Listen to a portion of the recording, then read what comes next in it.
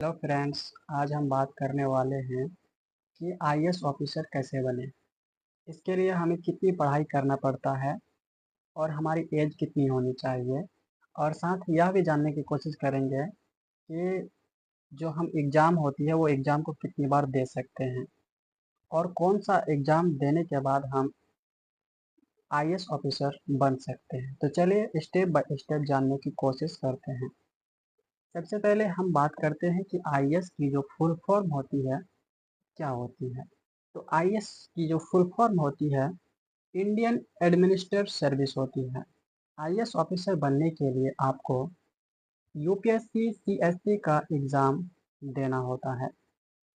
IAS की exam conduct कराती है यूपीएससी। आईएएस के अलावा आईपीएस, आईएफएस, आईआरएस जैसे एग्ज़ाम को भी कंडक्ट कराती है यूपीएससी।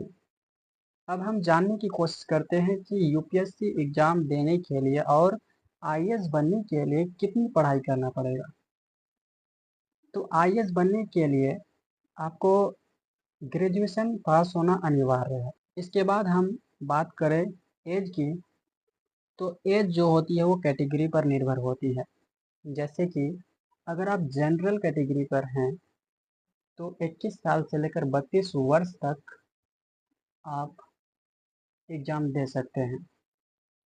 वहीं अगर ओबीसी की बात करें तो 21 साल से लेकर 35 वर्ष तक आप एग्ज़ाम दे सकते हैं। अगर एसटी एससी की बात करें तो 21 साल से लेकर 37 वर्ष तक आप आराम से एग्ज़ाम दे सकते हैं। अब बात करते हैं कि कितनी बार एग्ज़ाम दे सकते हैं। तो वो भी कैटेगरी पर निर्भर करती है कि अगर आप जनरल कैटेगरी से आते हैं तो आपको 6 बार देने की मौका मिलता है। अगर आप ओबीसी कैटेगरी से आते हैं तो आपको 9 बार मौका मिलती है। अगर वहीं एसटी/एससी से आते हैं तो आपको अनलिमिटेड मिलती है। यानी जब तक आपका उम्र 21 से लेकर 37 वर्ष तक नहीं होती है तो आप उसमें अनलिमिटेड दे सकते हैं। एसटी/एससी के लिए काफ़ी छूट है कि अगर वो 21 साल से लेकर 37 वर्ष तक के बीच में उतनी बार एग्ज़ाम देना चाहता है उतनी बार एग्ज़ाम दे सकते हैं। अब हम बात करते हैं कि कौन सा एग्ज़ाम देकर आईएएस ऑफिसर का पोस्ट पाया जा सकता है। तो इसके लिए आपको यूपीएससी के द्वारा कंडक्ट कराने वाली सिविल सर्विस एग्ज़ाम को देना पड़ता है। सिविल सर्विस एग्ज़ाम 3 पार्ट में होता है। पहला प्री, दूसरा मेंस और तीसरा इंटरव्यू। पहले हम प्री को डिस्कस करते हैं। प्री यानी प्रीलिम्स, जिसमें 2 जीएस का पेपर होते हैं जो 100 नंबर करके यानी 200 नंबर के जीएस का पेपर होता है। और सीसेट का पेपर होता है जिसमें सीसेट का जो मार्क्स होती है 80 नंबर का, 80 नंबर का, वो उसमें काउंट नहीं किया जाता है। जीएस में जो 100 नंबर 200 नंबर का होता है उसी को काउंट किया जाता है और उसके बाद ही आपको मेंस के लिए भेज दिया जाता है।